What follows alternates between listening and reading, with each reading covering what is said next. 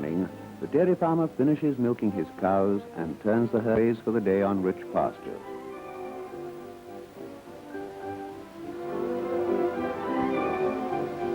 The quiet of the New Zealand countryside is disturbed by the familiar clatter of farmers' trucks taking their milk to the cheese factories. Trucks of many vintages appear along the country roads, and all types of farm transport are pressed into service to carry the heavy cans.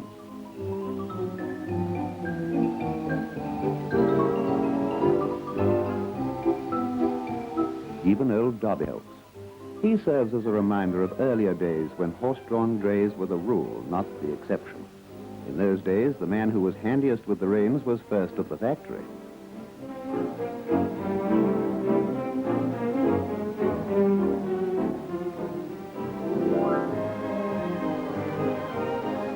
Nowadays, the accelerator wins every time.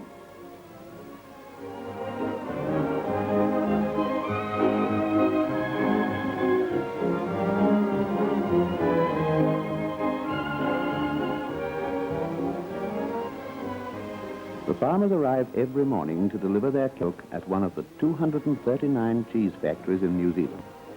Each year, over 185 million gallons of milk are received by the factories to be processed into about 100,000 tons of finest cheddar-type cheese.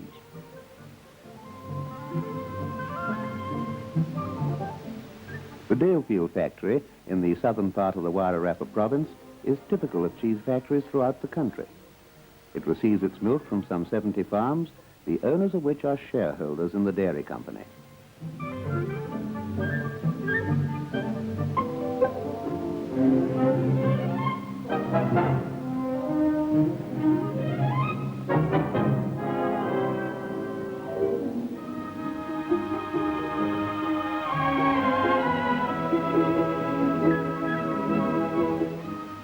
Each farmer's consignment of milk is weighed, and samples are taken which will be graded for quality and analyzed for butterfat content.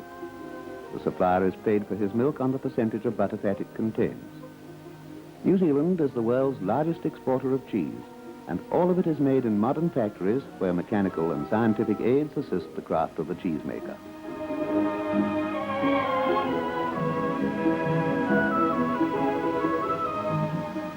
This sample, taken for grading, is poured into a testing bottle marked with the supplier's name. Regulations governing the manufacture of cheese, laid down by the Dairy Division of the New Zealand Department of Agriculture, require a daily curd test to be taken of every supplier's milk. Samples from every consignment of milk are submitted to the methylene blue and curd tests as a check upon quality. A solution containing both methylene blue and rennet is added to each sample. Most of the bacteria in milk make the dye, methylene blue, lose color, and the number of bacteria present is judged by the time taken for decolorization. The curd test requires the addition of rennet, so that a small amount of cheese is made from each sample. The testing machine is revolved to mix the solution into the milk.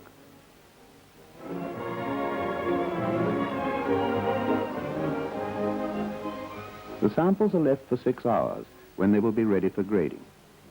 Inside the factory, some of the vats are already working. From the receiving stage, the milk is released into the pasteurizer, where it undergoes quick heating and cooling. This distributes the butterfat more evenly. From the pasteurizer, the milk pours into the vats.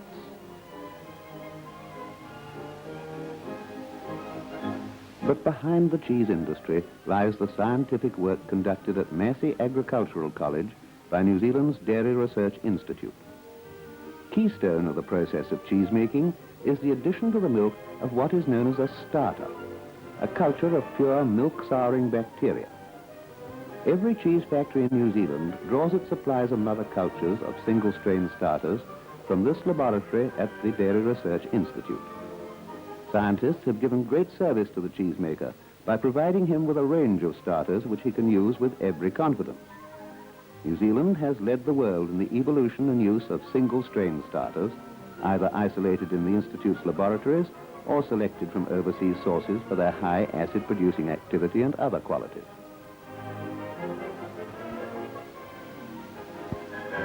The starter cultures prepared by the bacteriologists in the Institute's laboratories are being packed for dispatch to cheese factories all over the Dominion.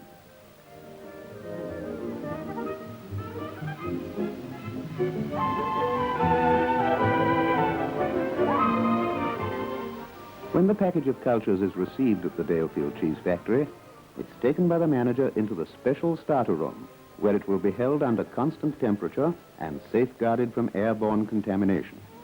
The cultures must be handled under aseptic conditions if their efficiency is to be protected.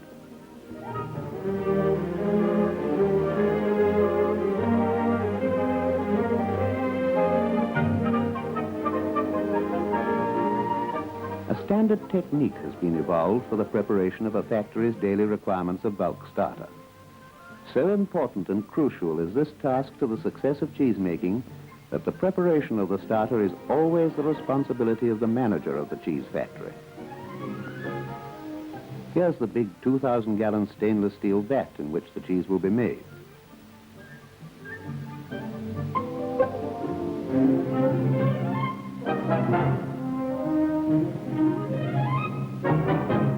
While the vat is filling with milk, the cheesemaker adds the necessary quantity of bulk starter. The function of the starter will be to produce lactic acid in the vat at the desired rate. The power is turned on and the mechanical agitators ensure an even distribution of starter throughout the milk.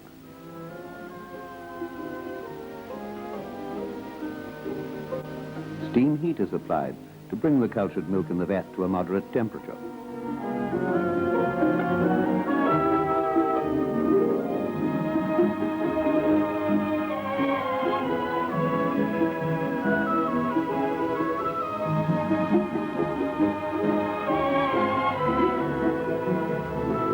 Rennet is then added. The simple process of making junket through the coagulation of milk by the addition of rennet is an essential phase of the more complex process of cheese making.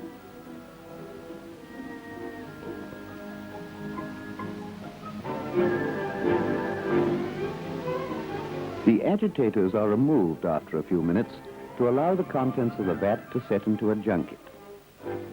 Washing facilities are provided so that the hands of the factory workers can be kept spotless. Absolute cleanliness is essential in all cheese factories. No mechanical method can supplant the individual skill of the cheesemaker, who from time immemorial has judged the development of the process by handling the curd at various stages. The setting process is complete when the cheesemaker tests the junket and finds that it shows a clean split when he lifts his finger towards the surface.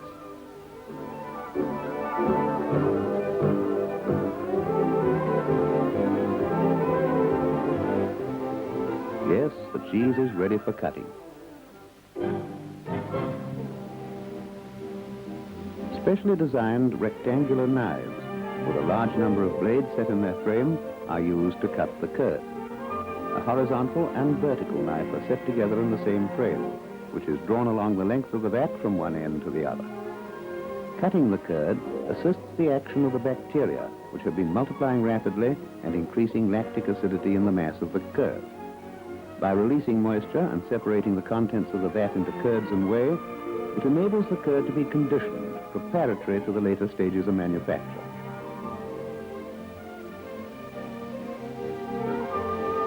When the knives are reversed and drawn back, the junket is cut into thousands of small cubes, from which the whey separates readily.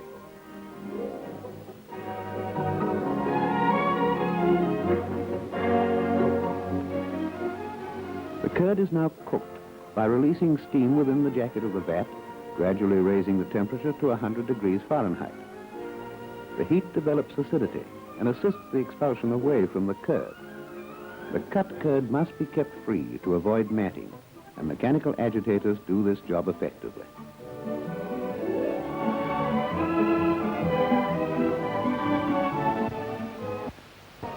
While the agitators are still turning, one of a series of careful tests for acidity is taken. It is essential to secure the desired cook and acidity before the whey is removed. The percentage of acidity at this stage controls the manufacture and determines the quality of the finished product, and the skill judgment of the cheesemaker is all important.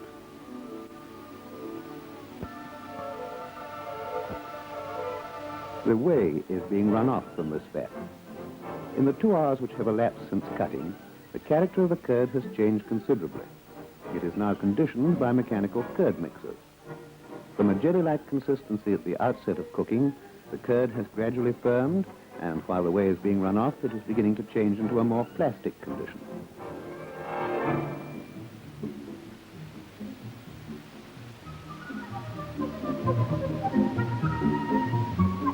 One of the day's more important tasks.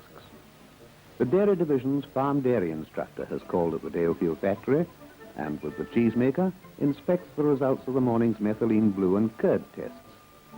The farm dairy instructor, by assisting the farmer to produce milk of the best quality, is an active link between the farmer and the factory.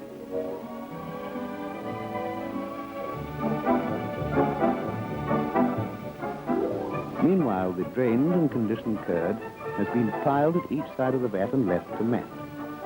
This is known as cheddaring, and is, of course, the main feature of the manufacture of cheddar-type cheese, having a considerable bearing upon its particular flavor and texture. When, after 20 or 30 minutes, the curd is properly matted, it is cut into blocks which will be allowed to cheddar in the vat for about 2 hours.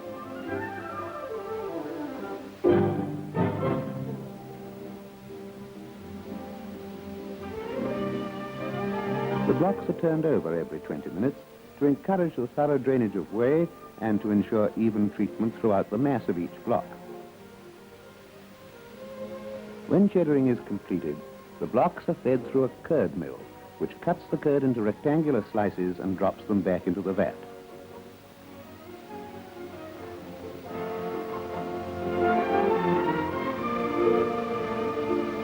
When milled, the curd looks like potato chips. Another acidity test is taken at this stage.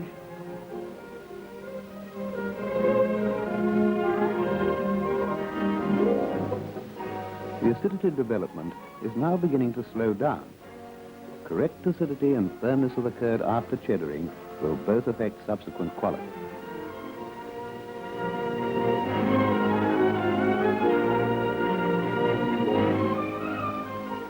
New Zealand's cheese-making technique has developed considerably from the old days of farmhouse cheese making. The traditional skill of the cheesemaker still dominates the process, but modern mechanical aids and scientific testing also play a considerable part. After each of the series of acidity tests, the results for each vat are noted on the factory blackboard. Depending on the composition of the milk and the condition of the curd, between 2.5 and 4.5 pounds of fine dairy salt are added for every 100 gallons of milk. The salt is measured carefully and exactly.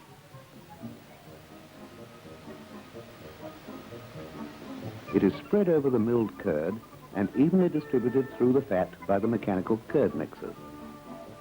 Salted curd should have a soft, velvety feel, and the traditional cheesemaker's test is applied once again.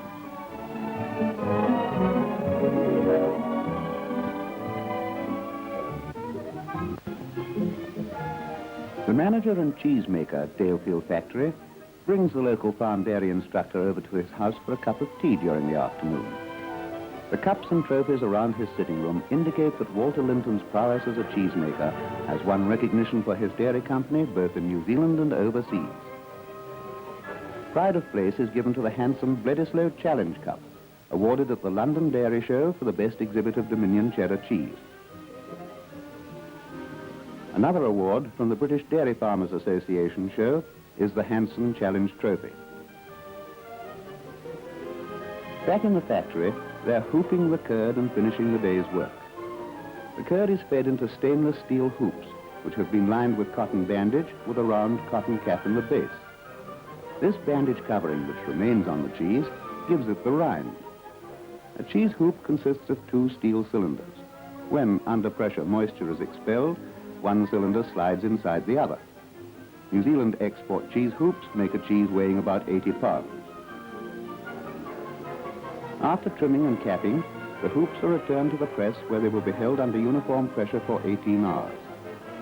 On the following day, the pressure is released and the pressed cheeses are removed from the hoops.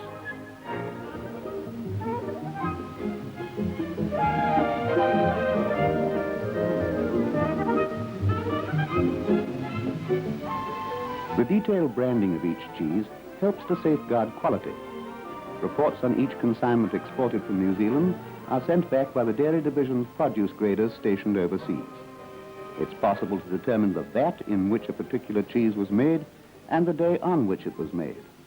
And its quality can be checked with that of other cheeses from the same vat on the same day. The previous day's make of cheese is carried into the curing room, where it will be held under controlled temperature and humidity for 14 days before being packed for export.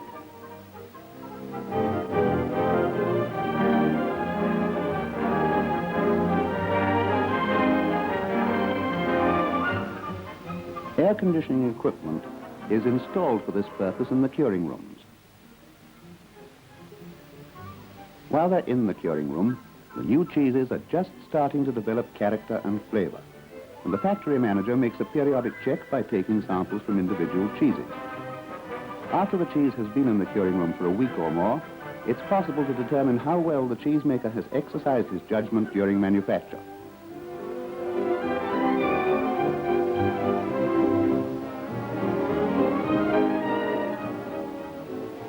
Government regulations, which lay down that the cheese must be held in the curing room for 14 days before being crated, also stipulate that over that period, every cheese must be turned on the shelves daily.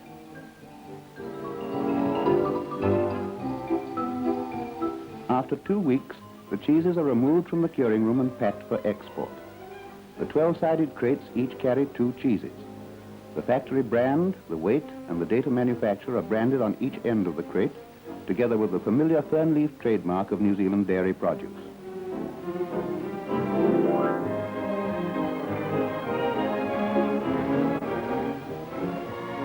An ingenious automatic nailing machine has cut down both the labor and the time involved in crating cheese, driving the nails at the rate of 72 a minute.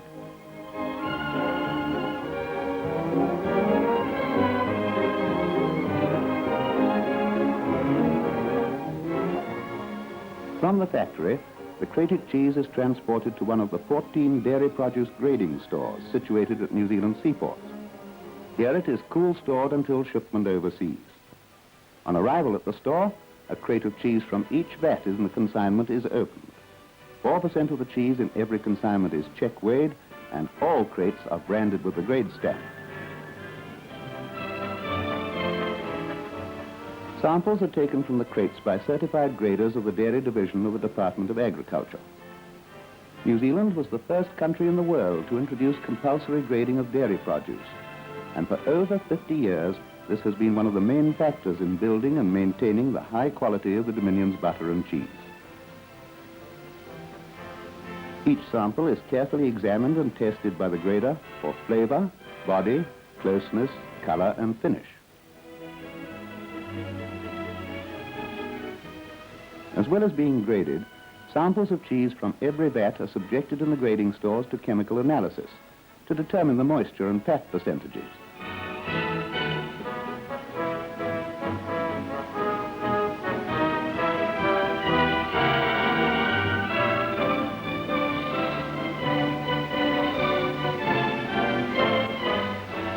As a further guarantee that the cheese is free from all impurities, a sediment test is also taken. When grading and analysis are complete, copies of the grade notes are sent back to the cheese factory manager and to the government dairy instructor in the area to ensure the maintenance of the highest quality.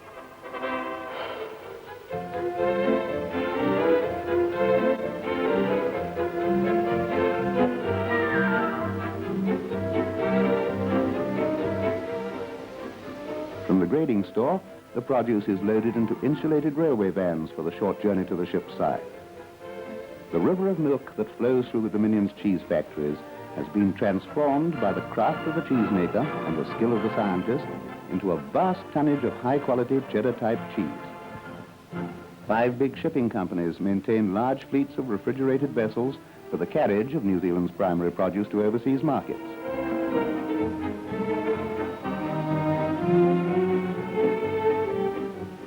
Here, in British seaports, the New Zealand produce carriers are familiar and welcome sights, where the docks are often lined with vessels from the Dominion. These cranes in Liverpool are busy unloading much-needed foodstuffs for the British market.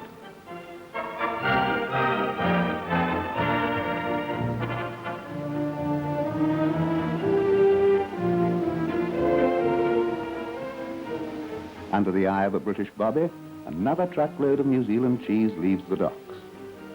To industrial Britain comes the natural goodness of foodstuffs produced under the finest farming conditions and the sunniest climate to be found anywhere in the world.